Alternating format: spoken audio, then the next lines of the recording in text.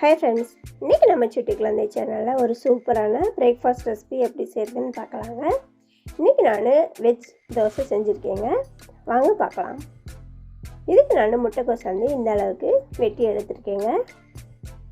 இது கூட ஒரு கத்திரிக்காயும் பொடியாக வெட்டி எடுத்துருக்கேன்.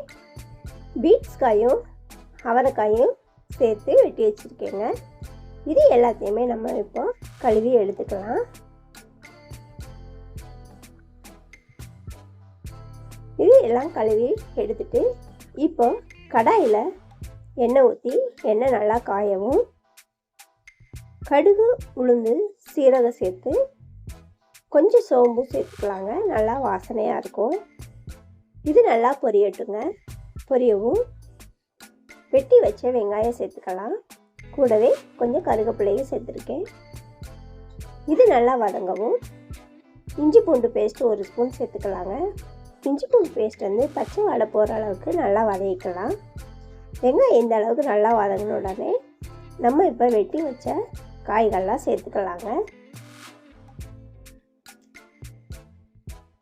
காய்கள் சேர்த்துட்டு இப்போ இது வேகிறதுக்கு கொஞ்சம் மஞ்சத்தூளும் உப்பும் சேர்த்துக்கலாங்க.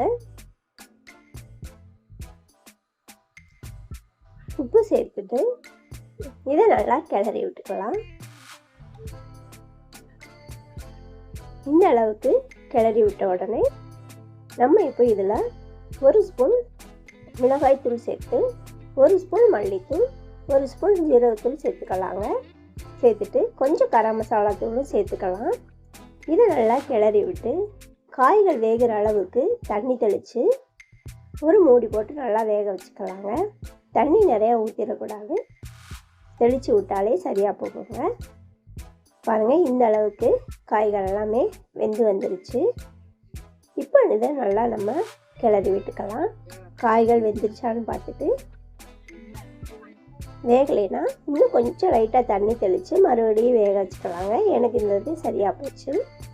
இப்போ நம்ம லாஸ்ட்டாக தேங்காய் பூ தூவி இறக்கணும்னா நம்ம தோசைக்கு ஸ்டஃபிங் வந்து ரெடி ஆயிடுச்சுங்க. பாருங்கள், அருமையான வெஜ் கரீஸ் வந்து ரெடி ஆயிடுச்சு. இப்போ நம்ம தோசை ஊற்றிக்கலாங்க.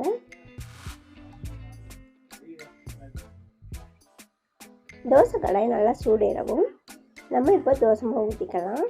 ஊற்றிட்டு இதை நல்லா ஸ்ப்ரெட் பண்ணி விட்டு இப்போது நம்ம ரெடி பண்ணி வச்சுருக்கிற ஸ்டஃபிங் வந்து இதில் சேர்த்துக்கலாங்க. ஸ்டஃபிங்லாம் வச்சுட்டு இதை நல்லா ஸ்ப்ரெட் பண்ணி விட்டுக்கலாங்க. இதை ஸ்ப்ரெட் பண்ணிவிட்டு இப்போ நம்ம வீட்டில் இட்லி பொடி அரைச்சி வச்சுருப்போம் இல்லைங்களா, அதை நம்ம மேலாப்பில் இப்படி தூவிக்கலாம். தூவிட்டு இப்போ நல்லா 1 ஸ்பூன் நெய் எடுத்து சுற்றிலையும் ஊற்றி விட்டுக்கலாங்க. நெய் நல்லா இந்த அளவுக்கு நல்லா சுற்றிலும் ஊற்றி விட்டுக்கலாம். அப்போ தான் நல்லா கிறிஸ்பியாக வேகுங்க. நல்லா மீடியம் ஃப்ளேம்லேயே வச்சு வேக வச்சுக்கலாம். நல்லாயிருக்கும். பாருங்கள், இந்த அளவுக்கு நல்லா வெந்து வந்துருச்சு. இப்போ நம்ம இதை எடுத்து குழந்தைகளுக்கு கொடுத்தோன்னா குழந்தைங்க ரொம்ப விருப்பமாக சாப்பிடுவாங்கங்க. நீங்களும் செஞ்சு ட்ரை பண்ணி பாருங்கள். இந்த வீடியோ பிடிச்சிருந்துச்சுன்னா நம்ம சுட்டி குழந்தை சேனல் லைக் பண்ணி ஷேர் பண்ணி சப்ஸ்கிரைப் பண்ணிக்கோங்க ஃப்ரெண்ட்ஸ். தேங்க்யூ.